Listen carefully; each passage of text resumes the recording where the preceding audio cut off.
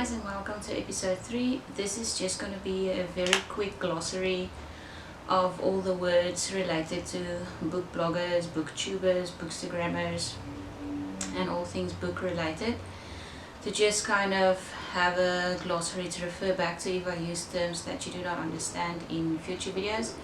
You can always refer back to this one. So let's start with the most obvious one, Booktube.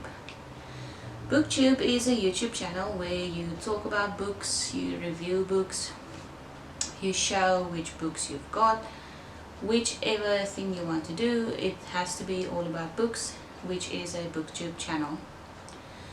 Bookstagram is where you have an Instagram account where you feature books.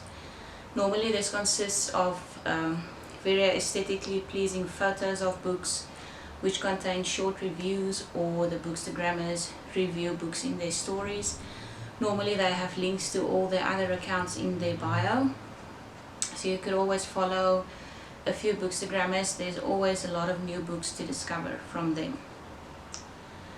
Book blog is just what it says. It's a blog about a book or about books where you review books normally, talk about books in general, and just everything book related in your blog. I guess the only gray area is Facebook. If you have a Facebook account about books, since YouTube becomes Booktube, Instagram becomes Bookstagram, does Facebook then become book, Facebook book, Facebook? That's still a morally gray area, I think. Moving on, one of the ones you will probably hear the most on any Booktube channel is TBR, which means to be read. This is normally a pile of books that are waiting to be read. This is, in my case, also called my guilt pile or my tower of shame, because I keep on buying new books where I have like an entire shelf of books I still need to read. But I do believe that buying books and reading books are two very different hobbies and should not be confused with each other, because they are both equally addictive. Next is DNF, which means did not finish.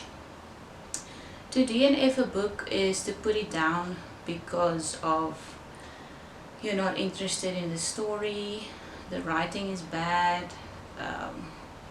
it's just not fast-paced enough for you, or whatever the case may be. The only book I have ever put down, there's actually two. The only two books I've ever put down is The Tommyknockers by Stephen King. I started reading it in high school and I got so scared I couldn't finish it. It is on my TBR shelf to read. I hope to get through it as an adult. And then 50 Shades of Grey by E.L. James. I could not get through that book. Mainly I read the book up until the part where the playroom came into action, where she had to kneel before him and all those things. I just could not get through that.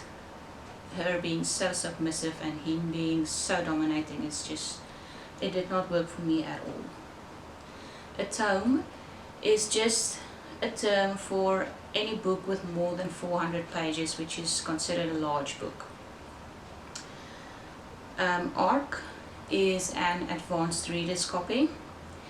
These are normally handed out to bloggers, Instagrammers, booktubers beforehand, before a book gets released, in order for these influencers to create a hype about a book before the book is released. This is just, especially on Goodreads, which is a platform for books especially, or just books, where I know if I am looking towards reading a book, I immediately go to Goodreads and see the ratings and see the reviews. So this way they send out books to influencers, they read the books, they review the books. So if you're looking to buy the book, there are already reviews out about the book, even if the book has not been released yet. So a hype is created before the release, and this just creates an excitement about the book, which ultimately increases sales. So that's what that is. OTP is one true pairing. This is normally a couple that you really want to be together, which you will do absolutely everything for them to be together, and will be really mad if they do not end up together. POV means point of view. Point of view is the point of view that the book is written from is, are you reading from the main character's perspective? Are you reading as a third person overlooking the scene? Let's say Throne of Glass is actually really good. Throne of Glass is written in the third person point of view, whereas the ACOTAR series is written in first person. Especially, yeah, the entire ACOTAR series is written from the point of view of Feyre, whereas the new book that just came out is in third person point of view, because we're switching point of views constantly. Ship, if you ship a couple, you want them to be together. I think it's just kind of derived from relationship. So in the Mortal Instruments, if you ship Clary and Jace, you want Clary and Jace to be together. Canon means original material. When something is canon, it is exactly as it is written in the books. If something is not canon, it is most likely fan fiction or something that you would like to have happened. You also will probably hear the term headcanon, which is probably very much the same. It's just what you would have wanted to happen instead of what actually happened in the book. MC is your main character, your protagonist, the one that goes through all the changes in the storyline, the one that you follow most of the time. And also, if it's written in the first person, you will probably read the book from the point of view of your main character. Love triangle, easy to understand. It's a love interest between three people. Ironically, most of the time between a girl and two guys, most of the time between the girl and a good guy and a bad guy. Don't know why. A trope is a storyline that has been done before. Something like girl discovers she has magical powers, now goes to a magic school where she learns magic. Something like, let's take Narnia, they were taken away into another world. It's something that has been done before, that you've already read or seen a lot of times. This is not necessarily a bad thing. There are people that prefer certain books with certain tropes, certain storylines that they enjoy. So this could be positive, could be negative, depending on how you see it. Plot driven means the book is driven by the story, not so much the characters. You want to read the book to see how the story unfolds, but the characters aren't the main focus of the story. This is something like an adventure journey type, where you want to see where the journey goes, not so much how the characters develop. Character driven is the opposite. That is where the storyline is driven by the character, how the character grows, how the character unfolds, how the character changes. And that's the difference between plot and character driven. Info dump is where a lot of information is thrown on you in a very short amount of time. This is normally found in fantasy books where a lot of world building is required. Something like The Lord of the Rings, where an entire world has to be described from the mind of the author and implanted into the mind of the reader. Crescent City by Sarah J. Maas, very famous info dump book. The first half of the book almost is a lot of info dump world building. We'll get to that just now. YA means young adult. This is normally books focused on the age of 12 to 18 years of age, where children, teenagers are starting to become adults. These characters are mostly aged between those ages as well. MG is middle grade. It is normally between the ages of 8 years old to 12 years old. Something like, I'd say the Chronicles of Narnia would be more middle grade than young adult. NA is new adult, sometimes it's also just called adult. New adult is kind of that phase where you've left school but you're still at college, not yet working. It's that grey area between being a teenager and an adult. This is normally for 18 years and up. World building. World building is, like I just said, it's where the author carries over the world they created in their mind via their writing to the reader. Some books have very much world building in them. Other books not so much. If you look at, and these are not normally just limited to fantasy books. If I had to read a book about New York, I would appreciate world building because I've never been there. Only what I've seen on movies and series. But it could also be mixed. If you look at a book like, once again, The Mortal Instruments, City of Bones, which takes place in New York. If you look at that versus, let's take Lord of the Rings again, where an entire fantasy world has to be explained to the reader versus a fantasy world set in a already existing setting. The world building doesn't need to be so in-depth as in a total fantasy world. You also get, like I just explained, high fantasy versus low fantasy. High fantasy would be something like Lord of the Rings, like Crescent City, where an entire new world is created. Low fantasy normally takes place like City of Bones, where the entire storyline happens in a world that already exists with fantasy elements added to it. You also will hear terms like soft magic versus hard magic.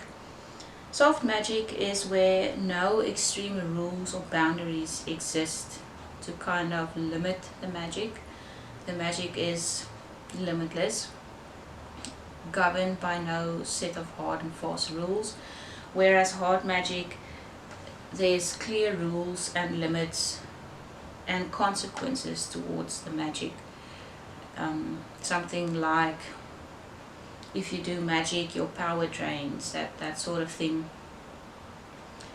I prefer hard magic storylines actually, just purely because the author had to put more thought in it than a soft magic universe where an overly emotional character can suddenly do all these amazing things that they couldn't do before, purely because their emotions gave them the power to do that. Whereas in a hard magic world, the characters has to find a way around certain obstacles to ultimately reach their goal. There's just a bit more in the thought process, which I appreciate. Something you will also see a lot, especially on Bookstagram, is book haul posts. Book haul posts is where you've gone on a shopping spree and you come home with like 3 stacks of books, and you just show your followers what books you've bought, what you are excited to read, what you will be reading in the future. Unboxing videos, also very popular on Bookstagram, Booktube as well. Unboxing videos is normally where you unbox a package or something like a book box, book subscription boxes. You unbox it either live or pre-recorded and then post it, and you just get your followers to join in the excitement of the unboxing. Audiobook is a book that you listen to instead of reading. I love listening to audiobooks as I work. These books has to be books that I've already read 1,000 times before, otherwise the book gets too interesting and I get way too distracted by the storyline to actually work.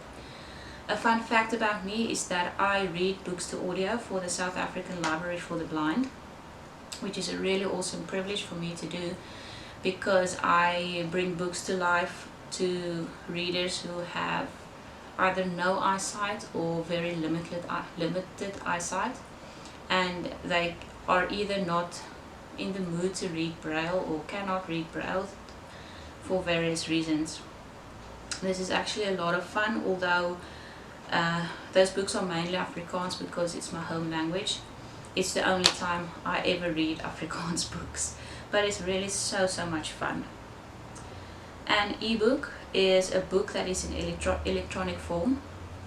Normally those are read on Kindles, tablets, even your phone can take ebooks, which is a blessing in disguise for any book collector really, because you can now own thousands of books in one tiny electronic device. I still prefer the actual books though. I just have electronic copies of my favorite books which I read when I'm at the doctor's office waiting or whichever. Sometimes you will also see on Bookstagram or Booktube something like a readathon, which is a group that is normally reading a book or a certain genre. Book readathons is kind of like a marathon, hence the readathon, where you will have to, you have a set goal, something like you have to read 8 books in February or something like that, and there's just a whole lot of people joining into this one readathon working towards that same goal, so you're kind of running a race with your fellow readers.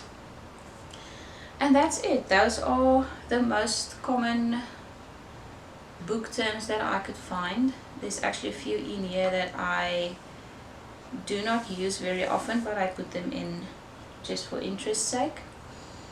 So my next video will be my first review, and of course it will be on A Court of Silver Flames. I am about halfway through the book already. It is now at that, actually more than halfway. It's now at that time where you want to binge the book and savor it at the same time. So it's really a tug of war to put it down and pick it up, and put it down and not pick it up, and yeah, it's just really difficult for me at the moment to read it and not read it at the same time. So looking forward to do my first ever review. I am doing a vlog while I read the book, so I will do a spoiler-free review on the first part of the video. After the spoiler-free review is done, I will do my vlog which will contain spoilers, so look forward to that, and that will be coming in episode 4. I will see you then.